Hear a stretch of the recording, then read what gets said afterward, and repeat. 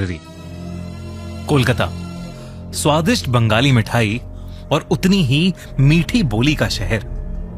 वैसे तो कलकत्ता कई चीजों के लिए मशहूर है, पर वहां एक ऐसी जगह है जिसको इंडिया की सबसे हॉन्टेड जगहों में से एक माना जाता है, कोलकाता की नेशनल लाइब्रेरी। ये इंडिया की सबसे बड़ी पब्लिक लाइब्रेरी है और इस लाइब्रेरी के अंदर ऐसी एंशिएंट और रेयर बुक्स का भंडार है जो शायद कहीं और नहीं मिलेंगी। इसीलिए ये लाइब्रेरी स्टूडेंट्स के बीच बहुत फेमस है। पर किताबों के अलावा यहाँ कुछ और भी है, कुछ ऐसा जो शायद हमारी इंसानी दुनिया के परे है। कुछ साल पहले इस लाइब्रेरी में एक नया सिक्योरिटी गार्ड पोस्ट हुआ था, वीर बहादुर। वीर पहले भी कई जगहों पर नाइट सिक्योरिटी गार्ड की तरह नौकरी कर चुका था और इसलिए उसे रात की शिफ्ट के लिए नौकरी पर रखा गया था। अक्सर इस लाइब्रेरी की रात की ड्यूटी करने से लोग कतराते थे, क्योंकि लाइब्रेरी के हॉन्टेड होने के कई किस्से लोगों ने सुने हुए थे। अक्सर रात में लाइब्रेरी के अंदर से फर्नीचर हिलने की आवाजें आती थी और तो और कई लोगों ने लाइब्रेरी के अंदर भटकती आत्माओं को भी देखा था। पर वीर को भूत प्रेत में कोई विश्वास नहीं था, क्योंकि नेशनल लाइब्रेरी बहुत बड़ी थी, इसलिए नाइट ड्यूटी पर अक्सर 2 गार्ड्स होते थे। वीर को वेस्टर्न लॉन की देखभाल के लिए अपॉइंट किया गया था। दिन के समय लाइब्रेरी में कई बच्चे आते थे, पर रात में लाइब्रेरी अक्सर बंद ही रहती थी। उसे बस ये ध्यान रखना था कि कोई लाइब्रेरी में रात में ना घुस आए और बुक्स चोरी करके ना ले जाए।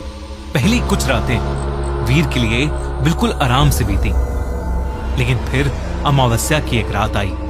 वीर रोज गार्ड रूम में बैठा रेडियो सुनता रहता था, लेकिन उस रात रेडियो फ्रीक्वेंसी पकड़ ही नहीं रहा था। गार्ड रूम के बाहर दूर दूर तक बहुत अंधेरा था। वीर रेडियो के सिग्नल की खोज में गार्ड रूम से लॉन में चलने लगा, पर रेडियो की चरचराहट के अलावा कोई आवाज ही नहीं आ रही थी। बस बीच बीच में ऐसा लग रहा था कि मानो कोई कुछ बात कर रहा हो। फिर कुछ देर बाद एकदम से रेडियो से चरचराहट की आवाज आनी बंद हो गई। तभी अचानक से रेडियो में आवाज आई, टुनाइट इज माय नाइट। ऐसा लग रहा था कि कोई अंग्रेज ऑफिसर गुस्से से बोल रहा है कि आज रात वो किसी को नहीं छोड़ेगा। वो आवाज सुनते ही वीर के हाथों से रेडियो गिर गया। वो पहली बार था जब वीर को घबराहट महसूस हुई। इससे पहले कि वो रेडियो नीचे से उठाता और कुछ समझ पाता, उसे लाइब्रेरी के अंदर से बहुत तेज धमधम की आवाज सुनाई दी, जैसे लाइब्रेरी के अंदर कई सारी किताबें और बुक शेल्फ गिर गई हों। उसने दूसरे गार्ड को फोन मिलाया, पर उस गार्ड का फोन ही नहीं लग रहा था। इसलिए वीर अकेला ही लाइब्रेरी के अंदर चला गया। उसी दिन सौरभ नाम का एक 14 साल का स्टूडेंट भी पढ़ाई करने लाइब्रेरी आया था। वो एक लाइब्रेरी के अंदर वाले कमरे में अकेला बुक पढ़ रहा था। उसे बुक पढ़ते हुए पता ही नहीं चला कि दिन से कब शाम हुई और शाम से कब रात। जब वो घर जाने के लिए उठा तो लाइब्रेरी के उस कमरे का दरवाजा खुल ही नहीं रहा था। उसने दरवाजे को बहुत पीटा, बहुत आवाजें लगाईं, पर ना दरवाजा खुला और ना ही कोई उसकी मदद के लिए आया। तब अचानक से उस लड़के को लगा कि उसके पीछे कोई है। जब वो पीछे मुड़ा तो मानो उसकी सांसें ही रुक गईं। उसकी आंखों के सामने एक भयानक सी औरत हवा में उड़ रही थी।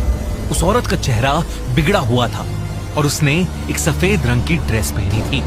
वो औरत सौरभ पर बिना ध्यान दिए बुकशेल्फ्स में किताबें अरेंज कर रही थी। उसे देखते ही सौरभ डर के मारे चिल्ला पड़ा और तब उस औरत ने सौरभ को देखा और एक बहुत डरावने ढंग से वो सौरभ पर गुर्राने लगी। डर के मारे सौरभ एक टेबल के नीचे छुप गया। वो औरत चुपचाप बुक्स लगाती रही और हर थोड़ी थोड़ी देर में टेबल के नीचे झांककर वो सौरभ को देखकर एक डरावने तरीके से मुस्कुराने लगती, मानो किसी भी सेकंड वो सौरभ की जान लेने को तैयार बैठी हो। सौरभ को बहुत ज्यादा डर लग रहा था, लेकिन तभी कमरे का दरवाजा खुला और सिक्योरिटी गार्ड वीर बहादुर अंदर आ गया। सौरभ वीर को देखते ही टेबल के नीचे से आया और वीर से लिपट गया। सौरभ का जोरों से रोना छूट गया। वीर उसे देखकर घबरा गया। उसे लगा कि वो लड़का इतनी देर रात वहां क्या कर रहा है।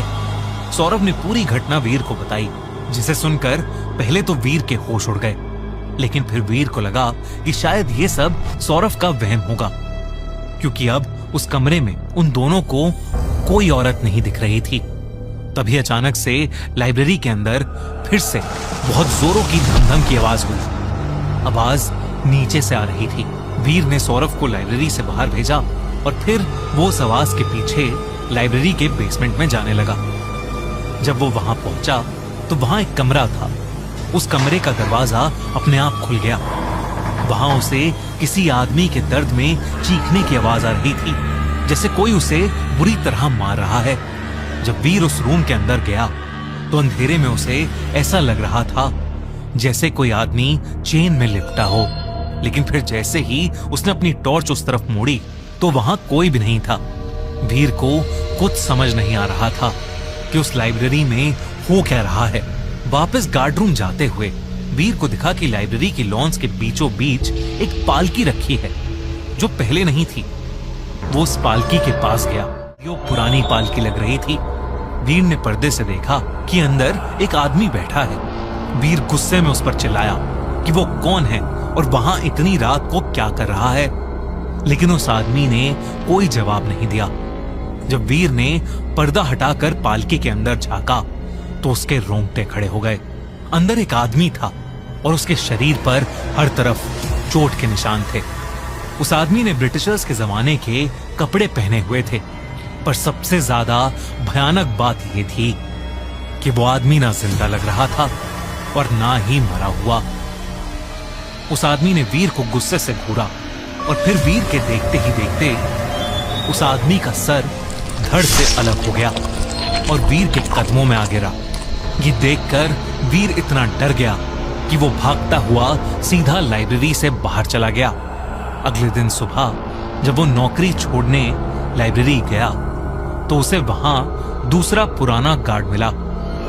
उस गार्ड ने बताया कि इस लाइब्रेरी में कई आत्माएं वाकई में भटकती हैं।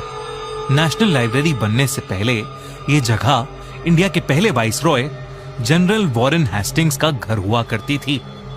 अक्सर उनकी आत्मा यहां टहलते हुए मिल जाती है या फिर उनकी आवाज आती है, टुनाइट इज माय नाइट। फिर जिस चोटिल आदमी को वीर ने पिछली रात देखा था वो था फिलिप फ्रांसिस, जो वाइसरॉय से लड़ाई में चोटिल हो गया था और उसकी मौत वेस्ट लॉन के बीचों बीच हो गई थी। वाइसरॉय ने उसकी जान बचाने के लिए एक पालकी मंगवाई थी, पर जब तक वो पालकी पहुंची फिलिप मर चुका था। तब से हर अमावस्या में फिलिप की आत्मा उस पालकी में वेस्ट लॉन्स में दिखाई देती है, पर बाकी रातों को जो फर्नीचर हिलने की आवाज आती है वो लेडी मेटकैफ की आत्मा की वजह से आती है। माना जाता है कि लेडी मेटकैफ एक लाइब्रेरियन थी और उनको सफाई बहुत पसंद थी, और अगर कोई लाइब्रेरी की किताबों को सही जगह पर नहीं रखता था तो लेडी मेटकैफ उसका जीना हराम कर देती थी। साथ ही उस लाइब्रेरी के बेसमेंट की भी एक कहानी है। कहते हैं कि पुराने समय में वो एक टॉर्चर रूम होता था जहां कई लोगों को चेन से बांधा जाता था और उन्हें बुरी तरह मारा जाता था। कई मासूम लोगों ने वहां अपनी जान खोई है। उनकी दर्दनाक चीखें कई बार लाइब्रेरी के हॉल्स में गूंजती हैं। इन सब कहानियों को सुनकर और खुद जीकर वीर बहादुर इतना घबरा गया था कि उसने